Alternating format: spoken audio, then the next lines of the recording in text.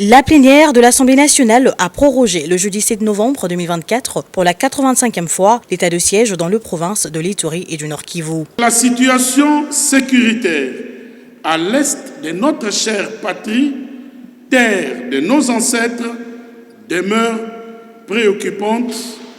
En conséquence, la prorogation de ce régime d'exception s'avère indispensable. C'est sans débat que les élus nationaux ont procédé au vote du projet de loi portant prorogation de l'état de siège sur une partie de la République. La majorité de ces représentants du peuple ont adhéré à une motion du député national Méchek Mandefou qui a estimé que les élus nationaux reviennent souvent sur les mêmes questions et revendications à chaque sollicitation de la prorogation de l'état de siège par le gouvernement. Ils ont ainsi tous estimé qu'il était préférable de procéder à un vote sans débat, réservant leurs revendications à l'évaluation tant attendue.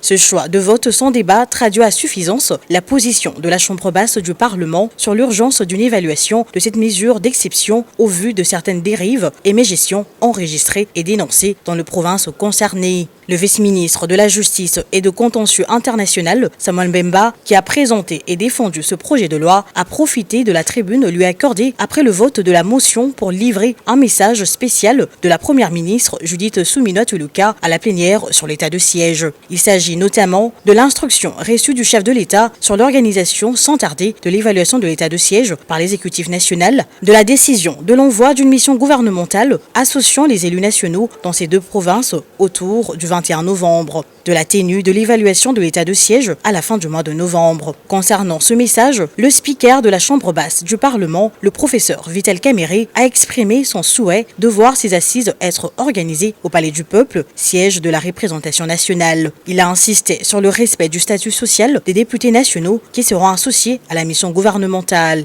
L'évaluation à la fin du mois, oui, mais ici à l'Assemblée nationale, la représentation du peuple, la première ministre sera à l'aise avec son gouvernement. Ensemble, nous allons évaluer l'état de siège en toute transparence et nous allons atterrir. Et ça va rendre même inutile l'évaluation de l'Assemblée elle-même. Voilà, nous ferions à ce moment-là d'une pierre deux coups.